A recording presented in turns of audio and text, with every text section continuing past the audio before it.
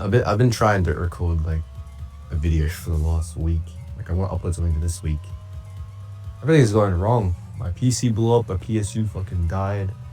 Uh, Internet's not working. Everything's just going against me right now. And I have been doing overworking shifts at work, bro. I actually feel dead, genuinely a zombie. But welcome back to my channel. I feel like a lot of my videos lately have been talking about money because that's a topic I'm so deeply connected to. Ever since I started working, I cared so much about money, investing, and all of that. It brings me back to this style of content, where I think I was watching a video 4 or 5 years ago on the weekly Slap. It's a channel made by Jay Schlatt, that Minecraft YouTuber. He was interviewing FitMC, this guy who plays 2v2T, if you know, you know. They were talking about investing. I put a screenshot of the video now, if I remember correctly. Ever since I watched that video, I was already interested into investing when I was younger. Oh my god, Java order update just popped up. In high school, I was addicted to Counter-Strike. Like, I know you're thinking, what do you mean you liked investing and you're addicted to Counter-Strike? But I didn't enjoy Counter-Strike as in the game. Like, I did like Surf, Comp and that a little bit. But I was more interested into the economy. Shout out AutoPixel. I used to buy and sell skins all the time.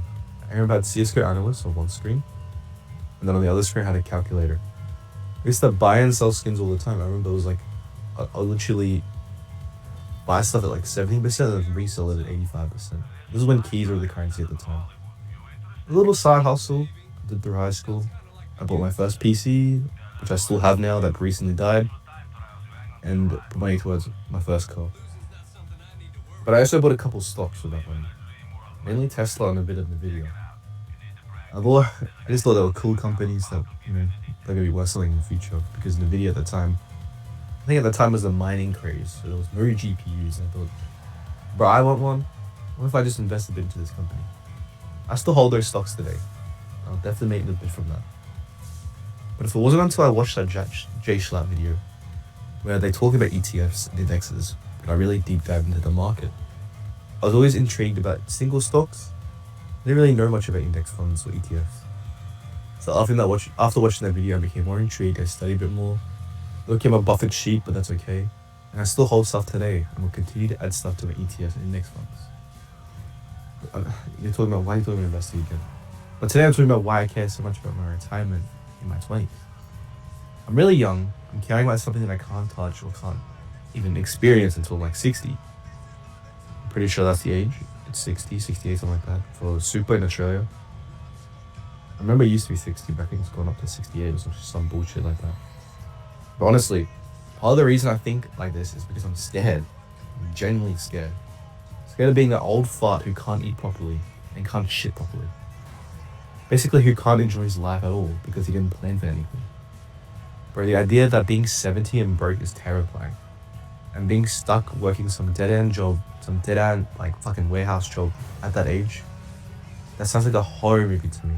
I've actually seen people in that situation. There was like a fucking 68-year-old dude at one of the warehouses I worked when I was in high school. Sorry, in university. He hated his life. He looked like he's waiting to pass, I'll be honest. It's not even about the money, it's the world itself. I'm Gen Z, the first generation that probably grew up online, seeing everything fall apart in 4K. The housing, fucking inflation, jobs, and politics, of course, those have always been going up. But I feel like it's getting worse. Everything feels unstable. I don't even know if retiring in Australia will be realistic when I'm older. The system feels low-key cooked, and the old heads that used to stay at one company their whole life, bought a house for like 80K and fucking raised the family of 25. It's not normal. It can't happen anymore. We're out here fighting for fucking entry-level jobs that need 5 years of experience and a blood sacrifice. These companies don't care about us anymore. Why would they? They're literally a number on a spreadsheet, just a bunch of ones and zeros. Easily replaceable and easily disposable. So yeah. The fear is what pushes me to think ahead. I know this video is gonna make me sound like a fucking 40-year-old dad trapped in a 20-year-old's body, but here we are. One of my favorite channels right now has to be Caleb Hammer and the Financial Audit Show. It brings on people who are financially struggling, and honestly, someone who's doing decently well at my age. It's a great learning curve, so I don't make the same mistakes.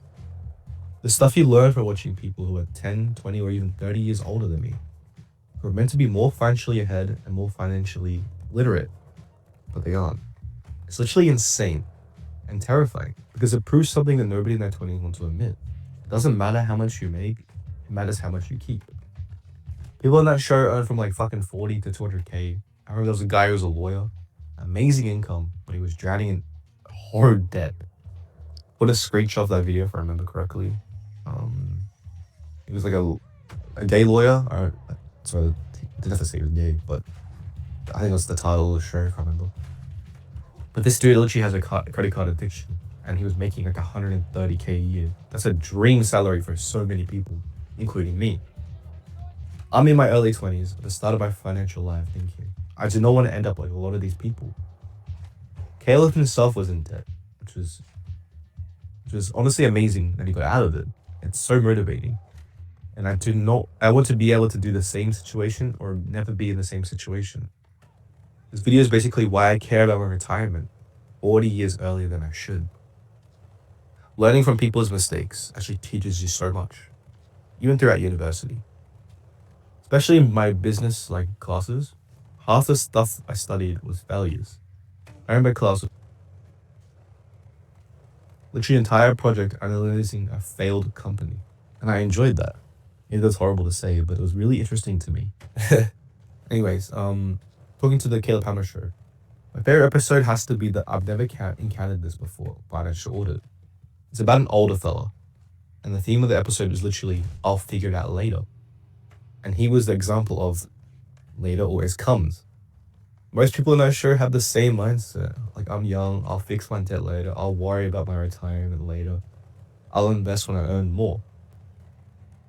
But honestly, a lot of people don't budget on that show either or have a safety net. But then they're suddenly like fucking like 30, 40, 50 years and they're drowning in crazy debt they didn't need to be in. So yeah, when I watch that channel, it makes me think, why don't I get ahead now while I'm still young and still in control? I have more opportunity to make mistakes now. I don't want to make those mistakes in the future. If you ever worked at any job in Australia, your employer legally pays money into your superannuation, the retirement account. Basically our version of the 401k, I'm pretty sure. It's pretty cool that it exists because a lot of countries don't have something like this. But I feel like the default employer contributions alone aren't enough to retire. The pension exists too, the pension does exist. But relying on that alone is like gambling. The pension right now in 2025 is 1.1k per fortnight for a single person. I don't know how the fuck anyone lives on $500, basically $500 a week. That is rent alone in Sydney for a room outside the CBD. A shared house, room, or apartment. I can't imagine trying to survive on that 40 years into the future when rent won't be $500. Relying on the pension alone feels like a genuine death sentence. Australia's population is aging, costs are rising, and the pension isn't going to magically come some luxury money. And that's why I believe super matters so much right now, and why I think it's one of the most slept on investments for younger people. And this is why I think super is so OP. I think salary sacrifice is such a good thing that people should take advantage of. Any money you put in there is only taxed at 15%. And I think that's something people need to take advantage of. You get to save more of your money and you get to build towards your future retirement. It'll literally compound for decades. And if you're throughout university or you're like doing tape or you're doing like a trade, if you put $1,000 into your super after tax, any money that enters your bank account, the government gives you a co-contribution of up to $500. So by simply just putting $1,000 into a retirement fund, you're getting a 50% return. You can only do this up to maybe I would say up to you finish university because there's a limit on how much money you can make, and you're probably not going to make more than 60 grand a year when you're studying. So I just think it's good to take advantage of that. From that alone, I missed 1 year of it, so I've only got 1.5k extra. But that's still 1.5k extra that I didn't do anything for. But But I love like it's like a low tax environment and it's a stable system. It isn't perfect. Not that I'm praising glazing super. It's not perfect. Like you sacrifice the option and the value of the current money. Like you can't use it right now. You have to wait till you're like 60 something. And that super assumes you're able to retire. Like who knows? I might not even live up to that time. And if I don't live in Australia, I don't know how the complications will work. But I know for one thing, it's a good start. Like I'll be gonna be honest, you need investments outside of super as well for the flexibility. But it is a good system that exists. So why do I care so much at 20? Because I don't want to be that old head who's working till he's fucking 70 years old, bro. That one old dude in the warehouse, bro, or whatever it is, at McDonald's or some shit. Literally struggling to breathe because he didn't plan ahead. Oh, sorry, compound interest is insane. 10K at 20 is literally 50K at 40. Time is the cheat code. I'd rather be the guy who planned too early than the guy who planned too late. Because being young is an excuse. It's an advantage. Use a super for tax benefits. Use outside investing for flexibility.